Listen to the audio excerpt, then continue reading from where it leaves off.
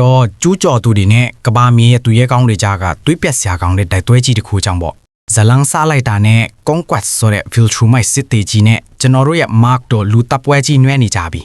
လက်တိချက်ချင်းစီကအဆောက်အဦတွေကိုဖုံးမုံဖြစ်သွားစေတာ conquest ကတကယ်ကိုအယူကြီးဗျာသူကငါတို့ empire ကြီးကဘလောက်တော်ကြောင်လာဟောပြောနေတာမဟုတ်ဘူးသူကလူတက်လာတာကိုတကယ်စိန်ခံနေတာ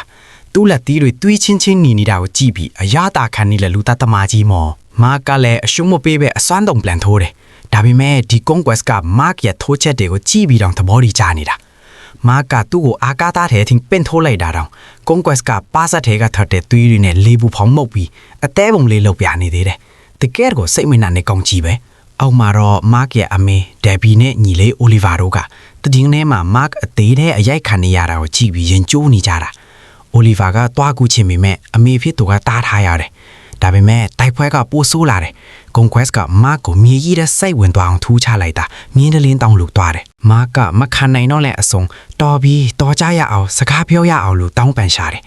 ဒါပေမဲ့ conquest ကမရဘူးငါခုမှပြောလို့ကောင်းတော့ရှိသေးတယ်မင်းကိုတတ်ပြီးရင်မင်းချစ်တဲ့သူတွေအကုန်လုံးကိုတယောက်ချင်းစီတတ်ဦးမလို့ပြောလိုက်တဲ့အချိန် oliver ရောက်လာပြီးဝင်ချပါလေတော့ဒါပေမဲ့ကလေးနဲ့လူကြီးလို့ပဲ conquest က oliver ကိုဖမ်းပြီးခြေထောက်ကိုချိုးကိုလုံးကိုနှချမ်းခွဲဖို့ကြိုးစားတော့တာပဲအဲ့ဒီအချိန်မှာအကြောက်အလန့်မရှိတဲ့ eve တယောက်ဆေးရုံကနေတတိရလာတယ်သူကိုယ်တိုင်ဒဏ်ရာတွေနဲ့လာမရောက်နိုင်သေးပေမဲ့ mark အတီးလဲခံနေရတာမြင်တော့သူစွမ်းအားနဲ့ခြေထောက်တစ်ခုဖန်တီးပြီးစစ်မီပြင်ကိုပြေးလာခဲ့ eve ကရောက်ချင်းလီထူးကိုခဲသွားအောင်လုပ်ပြီး conquest ကိုထင်းချုပ်ထားနိုင်ခဲ့တယ် mark ထက်တောင်ပူတော်တဲ့တိုက်ကွက်တွေနဲ့ပြန်ချတာဒါပေမဲ့ conquest ကတာမန်လူမှမဟုတ်တာ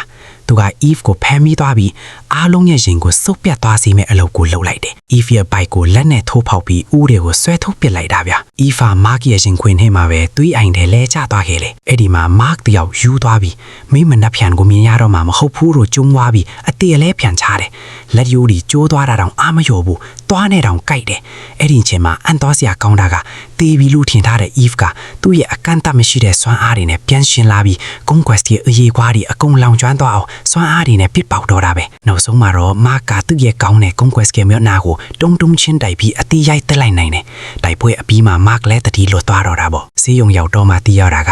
eve ကတေခါနီအချင်းမျိုးမှာသူ့ရဲ့စွမ်းအားတွေကိုပိတ်ပင်ထားတဲ့စိတ်အစည်းသားတွေပွင့်ထွက်သွားပြီးကိုplan ကူတာနိုင်ခဲ့တာတဲ့ mark ကတော့ဒီတိုက်ပွဲအပြီးမှာတခုပဲဆုံးဖြတ်လိုက်တယ်သူမိသားစုနဲ့သူချစ်တဲ့သူတွေကိုရမှုလိုက်ရင်ဘသူကိုမစိုးညာသားမှာမဟုတ်ဘူးအမြင့်ပြတ်တပ်ပစ်မယ်ဆိုတာပါပဲဒါပေမဲ့ဇလန်ကဒီမှာတင်မပြီးသေးဘူးဗျလူသားလေးကတော့အောင်ပွဲခံနေကြပေမဲ့အာကာသထဲမှာတော့တခြားကြော်သားတွေကလူသားတွေရဲ့ခန္ဓာကိုယ်ကိုဝင်ရောက်ပုတ်ကတ်ဖို့ပြင်နေကြသလိုစီဆီယိုကလည်း conquest ရဲ့ alarm ကိုပြန်အသက်ဝင်ပြီးတတိယအချက်လက်တွေနိုင်ဖို့ချန်စီနေပြန်တယ်စစ်ပွဲကပြီးသွားပေမဲ့တကယ်အန်ဒရေကြီးတွေကလာအောင်မှာပါပဲ